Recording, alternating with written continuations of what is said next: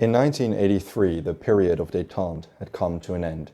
The new president of the United States, Ronald Reagan, had referred to the Soviet Union as an evil empire and commissioned the construction of the Strategic Defense Initiative, a missile defense system that was supposed to protect the United States from a nuclear attack.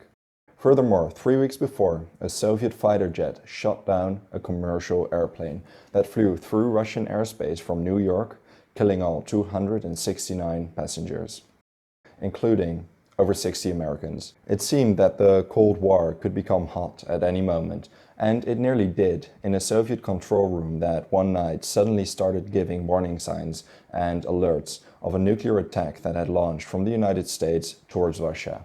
If the Russians would have followed protocol and responded to it, it would mean an all-out nuclear total war.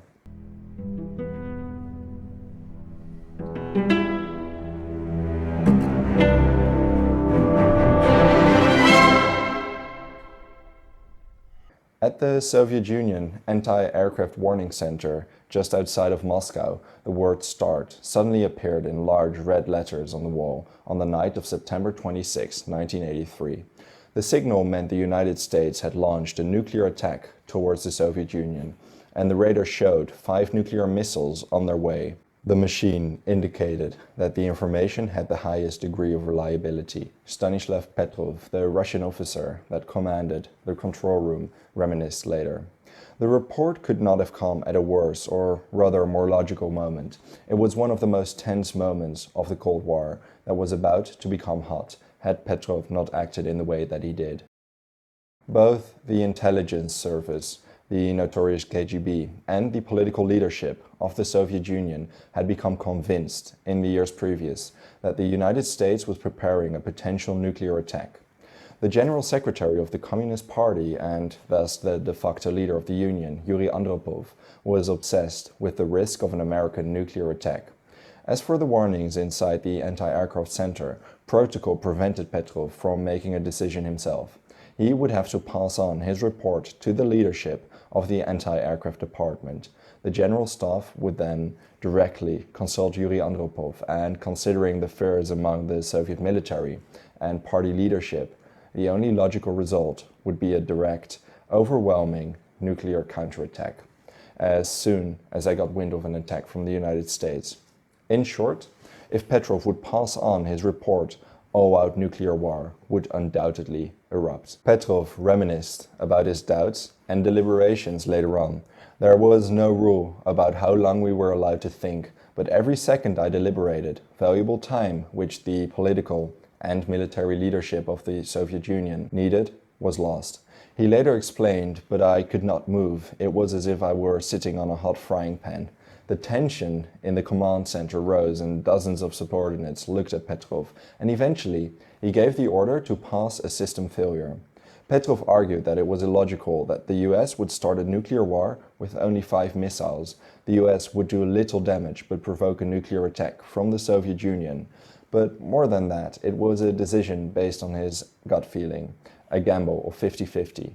25 minutes later, the relief rushed through him when no US missile struck. The error turned out to be a Russian satellite that malfunctioned, which confused the reflection of the rising sun on the clouds for flames of rockets. And as for Petrov, he didn't receive an award, merely a reprimand due to incomplete paperwork. A year after saving the world, Petrov requested a transfer and subsequently suffered from a nervous breakdown and retired early to look after his wife, who was suffering from cancer. Born in 1939, Petrov, son of a fighter pilot and a nurse, was destined to become a forgotten historical anecdote. That is, up until his chief, General Yuri Vontintsev, described the incident in his memoirs 15 years later. After his memoirs were published, the fact that the entire world was on the brink of nuclear destruction suddenly received much more attention. Petrov was invited to the United States, where the United Nations honored him in a meeting. He received the World Citizen Award and the Dresden Peace Prize in Germany. Furthermore, a Danish documentary featuring Petrov as the protagonist was produced in 2014, The Man who saved the world. Petrov passed away in May 2017, although his death wasn't widely reported until September. His death came at an interesting time, as the discussions about whether the newly elected United States president could start a nuclear war on his own.